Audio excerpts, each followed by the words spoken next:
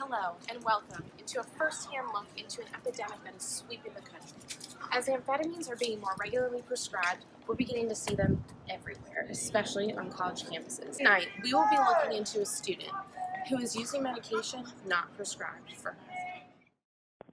Let's meet Caitlin, a 22-year-old female who reported using Adderall for the first time her freshman year of college.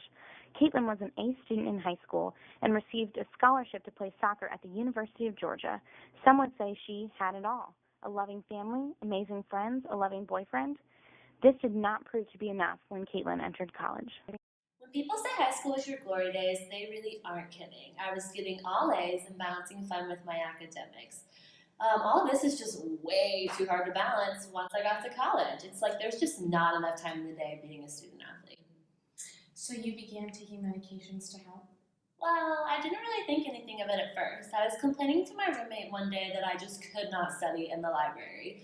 I have like a limited amount of time to study because like I'm playing soccer all the time, so I need to optimize like every second of that time. So she pulled out a few pills and slipped one in my hand, and ever since then I've been hooked. That night I focused more than I was ever able to. It was like the missing piece to my puzzle. I was a straight A student in high school, and like I couldn't afford to let my parents down by getting bad grades once I got to college. It just seemed like it was something that I had to do. I was desperate. And these medications you were taking weren't prescribed for you?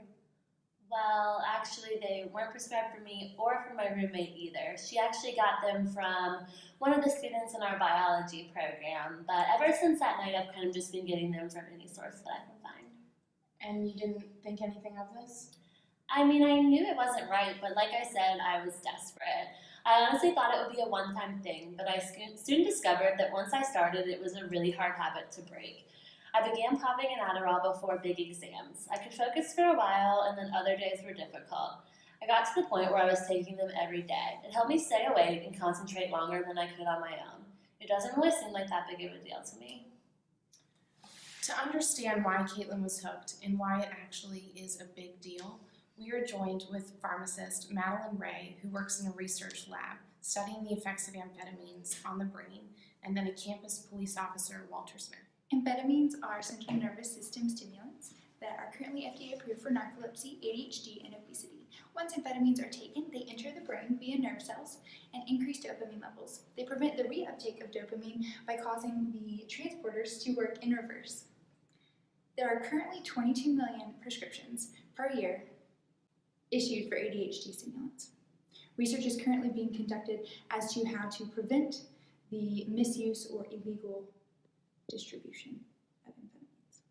It has come to my attention that CNS stimulants are being sold and taken by students all over our campus here. Not only does this offer an unfair academic advantage to those who are taking it, but it more seriously poses a threat to our overall health of the campus students. Because these drugs are stimulants, they can cause an increase in heart rate, and in combination with alcohol can result in life-threatening overdose. This is no joke. It is as serious as other frowned upon drugs. It is illegal, and our campus will not stand for it. We are cracking down on the trade of amphetamines on campus, and we will not rest until this is under control. Thank you for those impactful words from our experts. Caitlin, are you beginning to understand that prescription drugs are not something you can simply recreationally take? I mean, I understand that it's morally wrong, but I really don't think I can function without them. I have to wake up at 6 a.m. for weights, I have 2 practices a day, and I'm a biochemistry major. There just don't seem to be enough hours in the day where I can fit everything in without the meds. I feel like it's almost like I'm chasing a daily high or something.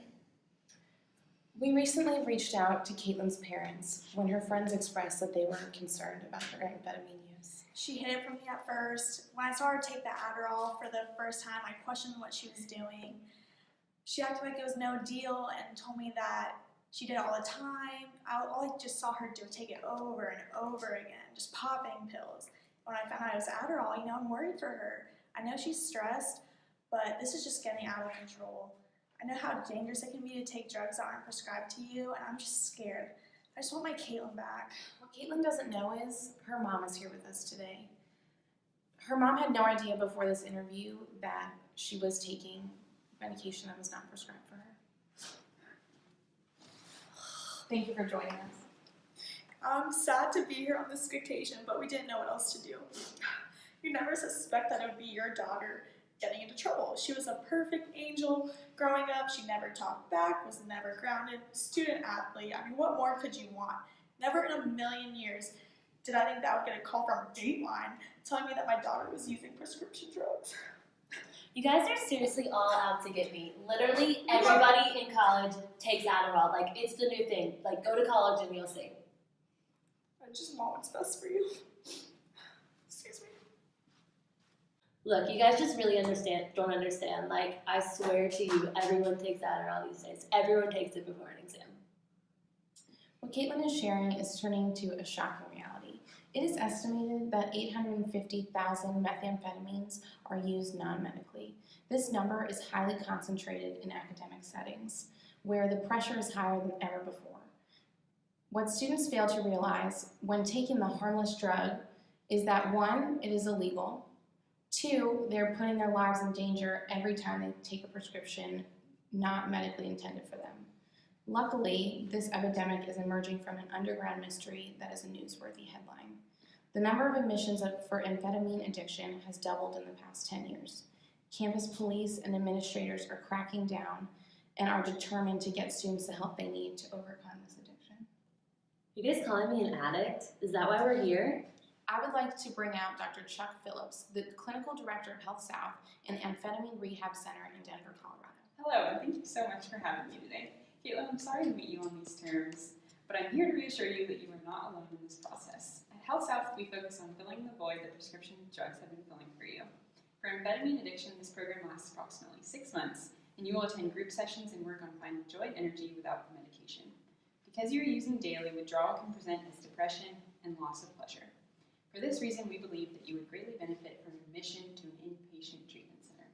I just really don't know how I got here. 1 second I'm playing soccer, and the next second I'm on Dateline being told I need to go to treatment. Like, it all just happens so fast. This is a sad reality with prescription drug abuse. What starts as a one-time thing or simply recreational often turns into a lifelong battle with addiction. Luckily, Caitlin's friends and family caught her growing addiction on time. Caitlin decided to admit into treatment and is learning how to live life without Adderall. Some are not as lucky. Heavy Adderall use poses the serious side effect of sudden cardiac death. Before you pop this innocent medication without a prescription, you must ask yourself, is it worth your life?